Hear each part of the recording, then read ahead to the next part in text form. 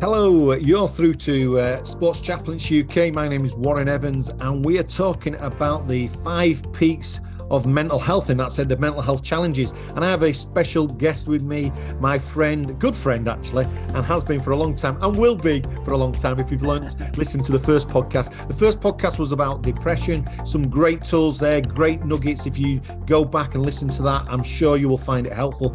But today I've got my friend Dr. Allan Johnston. I'll let Allan introduce himself. Well, Warren, it's great to be with you again and for our second podcast today about anxiety. I'm Allan Johnston. I'm a sports psychiatrist. So that means I'm a doctor of mental health. I work primarily in sports, and I do that across a few different teams. So I work with the English Institute of Sport. We look after the mental health of what you might think of as Team GB athletes, Olympic and Paralympic athletes.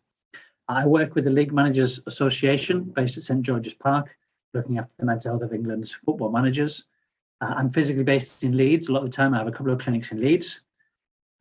Of course, I'm an ambassador of Sports Chaplains UK. I mentioned that last time, and our connection goes back to our work in sport today at the Bradford Bulls, doesn't it? We might mention that today.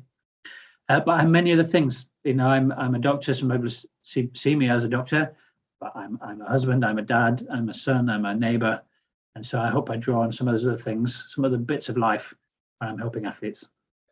And he's a very good friend. And I'm obviously Chief Executive Sports Chaplains UK, dad, husband, father, son, but also involved in a number of other charities and leadership stuff. And part of that is the whole point of this is just the mental health awareness week is coming up. It's great to think about our mental health, how it impacts us. And so today, that's again what we're going to be talking about. And the topic is going to be about anxiety.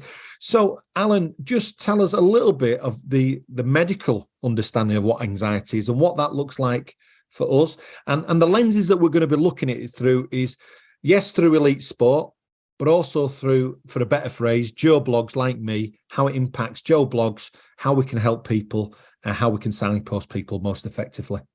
Yeah, fantastic. So anxiety, I guess, follows on nicely from our first podcast, our first mountain of depression. Anxiety and depression often have a lot of overlap. Each one is more likely to cause the other. So people who are anxious naturally feel down about having a constant anxiety, and people who are down often feel anxious about their recovery. So depression and anxiety, you might think of as a Venn diagram. There's quite a lot of overlap between depression and anxiety. Anxiety comes in many different forms. We might look at a couple of them today.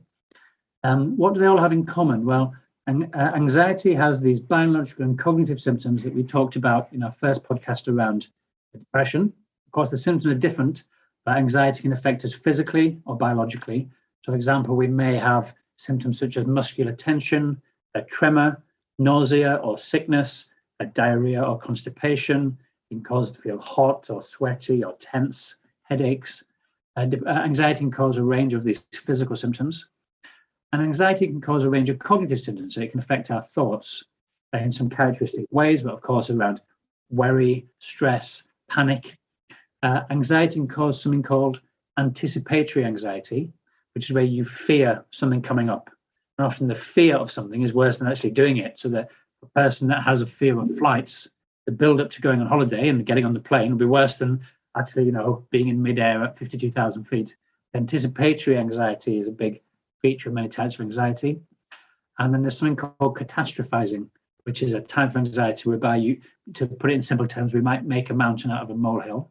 So in a catastrophizing type of cognition, a person has something which might, on the face of it, seem small, but to them, often for important reasons, it's a really big deal. It might be triggering of something else or be reminiscent of a previous stress or anxiety. So anxiety as a whole has both these biological and cognitive symptoms. There are different types of anxiety we might get into, but that's probably a good place just to start in terms of the general symptoms that affect us all. No, that's really helpful just to put it in that clear and concise concept in that sense. And there is a crossover in that sense from depression, and that they can lead one into the other.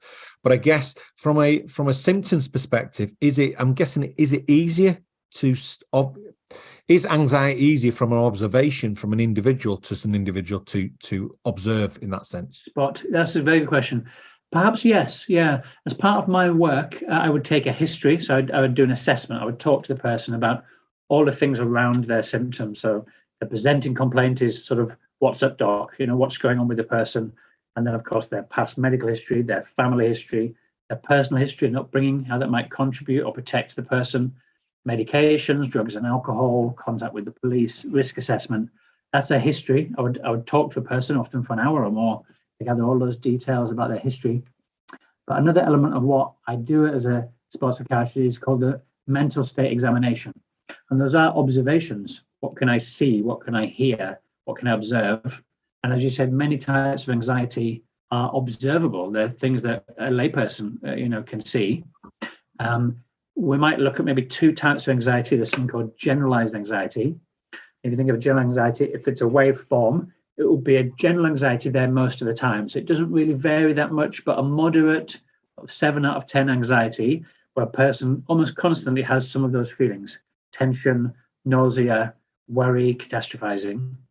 But there are other types of anxiety where you see much bigger peaks and troughs, such as panic attack or panic disorder, where a person has these symptoms acutely and severely for perhaps 15 or 20 minutes or less. And of course, things like panic attacks are often very observable. If you've ever felt panicky, as I have, and many people have, and if you've ever observed that, it's certainly something you can spot, and perhaps so is more observable than maybe some parts of depression. That's really helpful, and I think I don't think of as anxiety to the extent of depression in that sense, but I guess we all get anxious at times, and I guess sometimes it's the distinguishing between being anxious for all the right reasons, which is normal, and the whole observation of someone suffering from anxiety. So we all get anxious. That's normal. It's like a little bit of stress is normal. But when it tips into that dangerous stress, that's not normal. And so where does that pivot point come, Alan? Or is it just the makeup of people? Yeah. Do you remember in our first podcast, we talked a bit about this spectrum, didn't we, of a spectrum of, if you like, mental health problems. Mental health is a positive trait, and we were trying to move everyone in a more positive direction. So certainly, I suppose maybe around the time that I trained, we might think of sort of normal and not normal. We might think of categories of people and categories of conditions. And sometimes the decisions that we make are binary. We admit someone to hospital or we don't. We don't half admit someone to hospital. But I think it's maybe more helpful to think about mental health as a spectrum. But everyone's on this anxiety spectrum, if you like. And some of it might be low anxiety or everyday anxiety. A good example of that would be, say, a commute. If you ever have the pleasure of driving on the M62, as I'm sure you do, then it's not always straightforward. And the person's daily commute will cause a daily sort of stress or rhythm, depending on the repairs around junction 27 of the local of the barrier at the moment. So there are daily stresses, of course, aren't there? Which might be seen as normal, but I think it was maybe daily. And then, of course, there are a range of other anxieties, a range of other parts of that spectrum. Anxiety can be very severe, can be debilitating. Included within the anxiety spectrum would be conditions like post-traumatic stress disorder, or obsessive compulsive disorder, so more complex forms of anxiety. PTSD, post-traumatic stress disorder, a condition where a person has acute anxiety, which is reminiscent of a trauma. For example, a soldier that fought in, let's say, Afghanistan, is at home at, let's say, bonfire night, and the bangs and crashes of fireworks will be very reminiscent of some parts of their experience, while serving. And a PTSD might be an anxiety caused by a stimuli that's reminiscent of a trauma. For example, the bang of a firework, reminding them of their time in their service.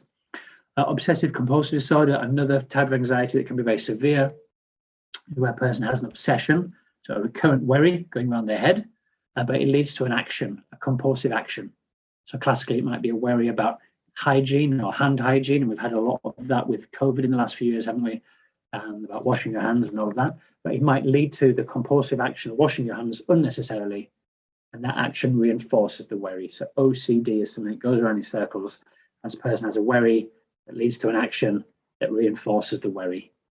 And so anxiety, often a lot of people I think would say anxiety is normal, or anxiety can be quite mild, and it can be at this part of the spectrum, but there's 1,000 of the shades of grey, and it can also be quite severe and debilitating at times. Wow, and I don't usually suffer from anxiety, probably like everyone else. You put under pressure. I do remember once, and this has only happened to me once. I had a panic attack driving, and I've driven all over the world as a younger person, gone around the Arc de Triomphe in France, and can't speak French, and yet I not driven on the motorway for ages. We were living down south in a very nice suburb. And I just got in my car and I had a panic attack when I got on M25. Not a severe one, but in my head I'm thinking, why am I panicking? This is normal. But I was talking to myself thinking, my heartbeat was getting faster. I was feeling, I don't want to be here. I want to turn around. And yet in my head I'm thinking, you've done this loads of times. And it was just that one episode in that sense. But it was certainly on reflection, probably a small panic attack, because I'd just gone out of what was a normal environment into a more stressful environment that I'd just not done for a while. But I was surprised myself. Is that something you see, certainly in athletes, where they're doing things all the time and it doesn't bother them, and then all of a sudden maybe they've stopped doing something and do it again, and it creates an anxiety? Yeah, I think what you said there is important. It was maybe that lack of familiarity with the challenge of driving on the M25 or wherever it was that led to you starting to get anxious thoughts. We talked in the last podcast about CBT, cognitive behavioral therapy, and this ABC structure, whereby your affect, your behavior, your cognition are related. Yeah. Putting that in plain English, how you feel and how you act and how you think are all related. And if we follow that through with this example of a panic attack about driving, this anxiety could start at A, B, or C. So, for example, let's say it started at C, you might have had the thought, I haven't driven on the motorway for a while. I hope the traffic's clear today. And that might have led to a feeling anxious. C might have affected A. You're starting to think, oh, I'm not so sure about this. And that could have led to a B, a behavior. Sometimes people would then avoid that stress, avoid it completely, which is not helpful in the long run. Taking on the challenge is more helpful in the long run. There's something called escape conditioning. The person might get onto the motorway and then get off at the first junction, so they haven't really completed the task that they set out to do. Affect your behavior, which might affect the person's thoughts about themselves. They might think, well, I'm useless now. I can't even drive on the motorway, which affects how they feel and affects how they act and affects how they think. And the panic attack can start, it's like the spark, like a spark onto a firework maybe. It can start as something small and a helpful thought. And if it affects your feelings and your actions, it can spiral around. Now, the good news is that CBT therapy gets hold of that. You think of it as like a spinning wheel, affect, behavior, cognition, spinning around, come towards a panic attack. We can get hold of that wheel in 3 places. So we can do things to think about your C, your cognition, or your B, your actions, with CBT therapy. Or we can do things directly to lift your feelings, such as prescribed medications, or have a think about biological strategies around sleep. So I think of anxiety as often where your thoughts, your feelings, your actions are spinning and can perpetuate one another. The good news is there's 3 things that we can do.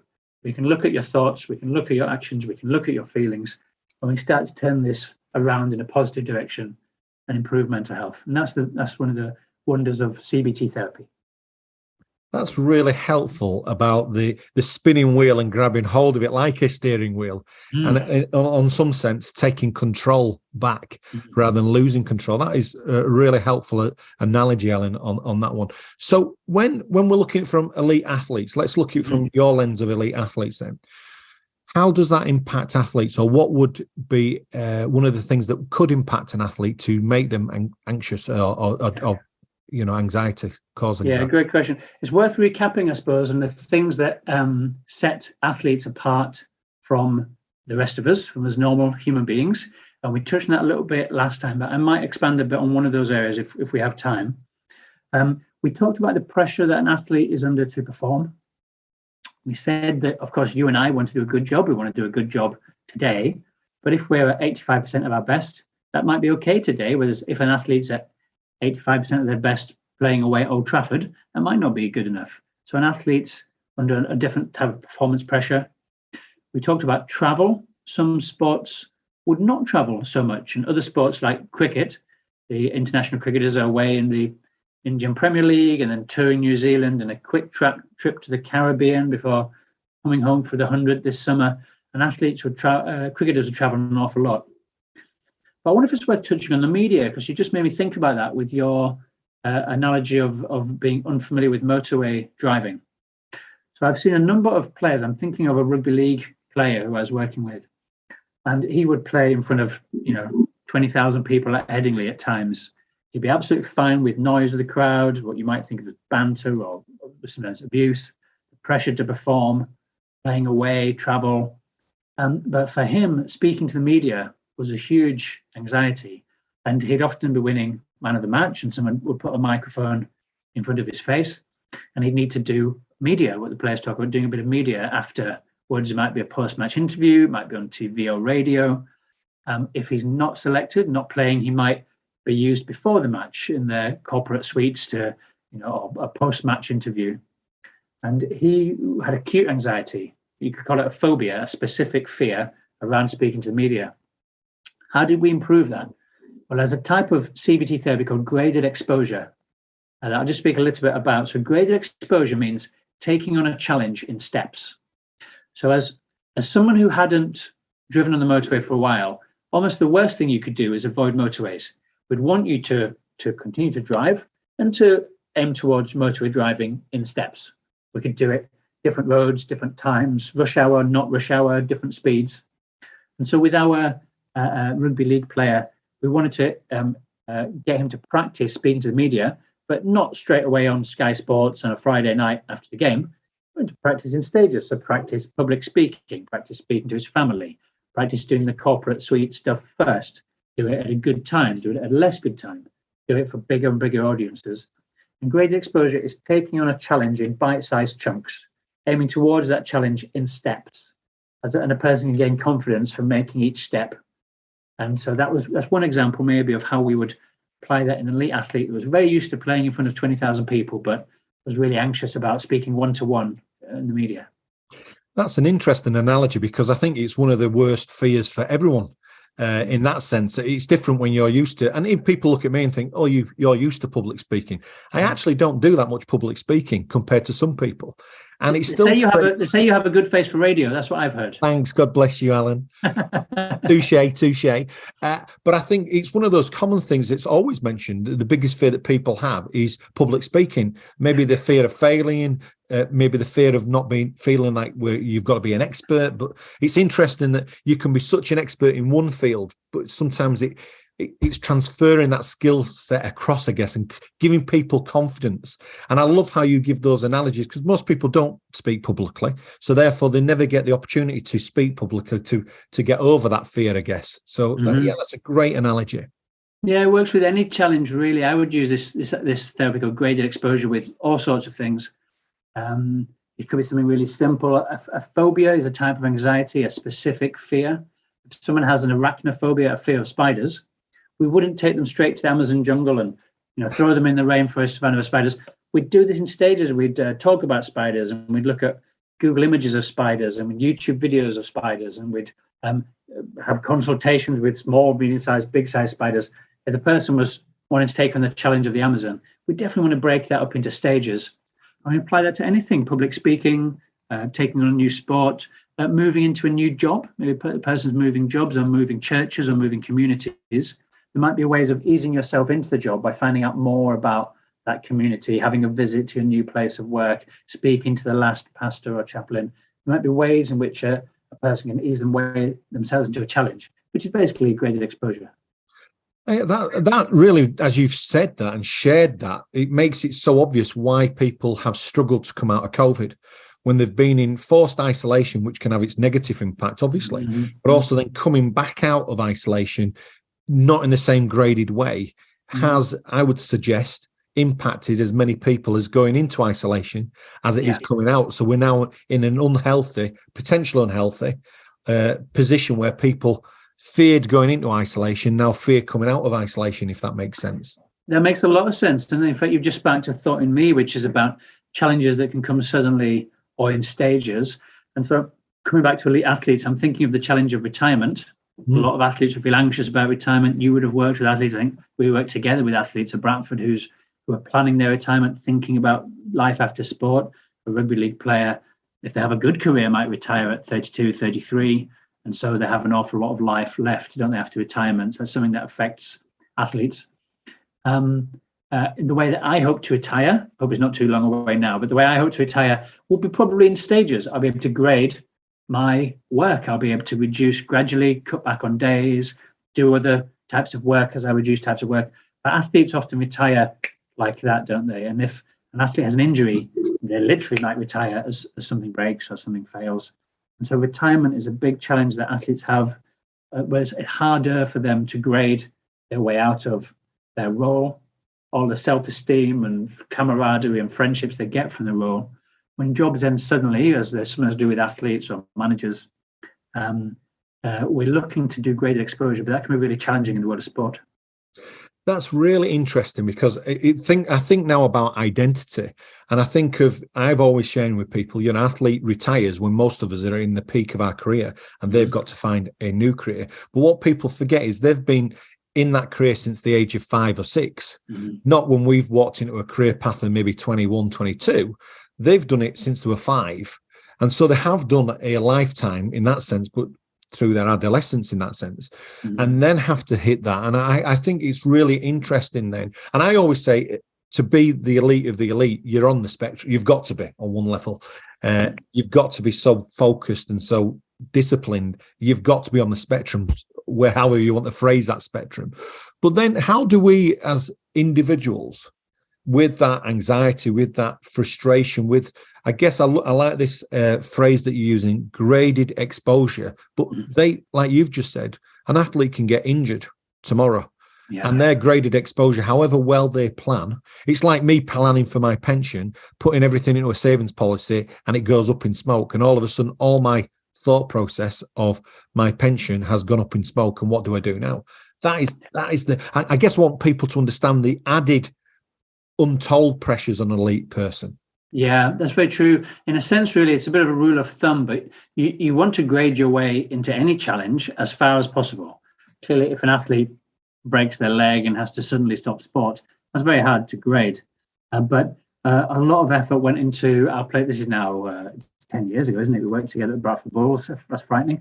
But a lot of effort went into their pastoral support, their educational employment support. A lot of Bradford Bulls players were doing things individually, weren't they? They were going in nutrition qualifications and starting businesses and opening, buying rental properties. I suppose retirement has lots of different components, doesn't it? What will I do financially? What will I do with my time? What will I do with my family? And then within that, there's this thing we call the athlete identity that you just explained really well. So from a very young age, I think of it as all of the athletes' self-esteem. All of their self-esteem eggs are in the basket. They put all of the roles and responsibilities and the things they feel good about in that basket of sport. It might be in one team. You might have a one club, a player, and everything they feel about themselves, their whole athlete identity is based on this. I'm a shot putter. I throw things far. I'm a hurdler. I jump over things quickly. I'm a rugby league player. I score tries. And so helping an athlete with graded exposure, helping them to retire, a big part of that will be helping them to have other things to feel good about. I think of it as diversifying their self-esteem. I probably don't have time to go into it today. Maybe we'll pick it up in a future podcast, but I have an exercise I call self-esteem foundations, whereby I draw a picture of a house and we build the person's house, we construct it. My family are from a building background, a bricklaying background. So I think that's where this idea came from. And we'll build the foundations of a house. I say a house has 4 firm foundations. And a lot of athletes' self-esteem, it's like building a house with one wall, put the roof on, and we're surprised when it falls over when the wind blows. And if we want to have a firm foundation for self-esteem, it needs to be based on, in my model, at least 4 things. So I'm a sports psychiatrist, and I want to be really good at that. I want to be world class. It matters to me. But I couldn't base all of it'd be a mistake for me to base all my self-esteem on that. So I also want to be really good at being a dad, or a husband, or a son, or a father, or a brother, or a neighbour. And it's good to have a diverse self-esteem. And as an athlete retires, we want them to diversify the foundations of their self-esteem, have other identities. And I guess normal people, when I mean normal people, maybe not in an elite athletic career, but normal people, that impacts all of us, I'm guessing, from an identity perspective. If it's because we look at elite athletes and they're focused, but there are certain, let's say, mindsets that we think are acceptable, but actually they're damaging. Like we would say, being an alcoholic is unhelpful. Being a workaholic is perceived to be okay, potentially. But actually, they're both damaging. They're both damaging each other, but one doesn't have the same, maybe do have great ramifications. They're just not as obvious to people because we become, well, that's okay, they're providing, they're doing this, but actually they're damaging maybe their family life or they're damaging their own physical health but it's not as obvious in that sense. Yeah, that's right. Personality in that sense. Very obvious in athletes. We get very strong athlete identities when you think about that at retirement. But certainly, let's say doctors, take my profession, a medical identity is very strong in doctors, including myself. You introduced me today as Dr. Allan Johnston. It's part of my name, isn't it? And a lot of doctors would feel, am I still a doctor after retirement? What do I now contribute to society? And think about sudden changes. If a doctor has a disciplinary problem or GMC problem, their career could end as suddenly as a leg break. And often people's identity is wrapped up in their profession, whether you're a chaplain or a doctor or a prop forward. So definitely having a think about broadening out your identity and being good at lots of different things and improving and focusing on a range of things will be important as well. Well, Allan, I know time's running out on us, and I think we've covered, again, some great areas there, some really helpful signposts about CBT and the spinning wheel and getting hold of it, about graded exposure and some practical signposting on how maybe we can help ourselves or recognize how we can maybe encourage other people. Small steps. I always think of that quote by Zig Ziglar, small things done consistently creates massive change. And I love that whole thing that we've just been touching on now, identity.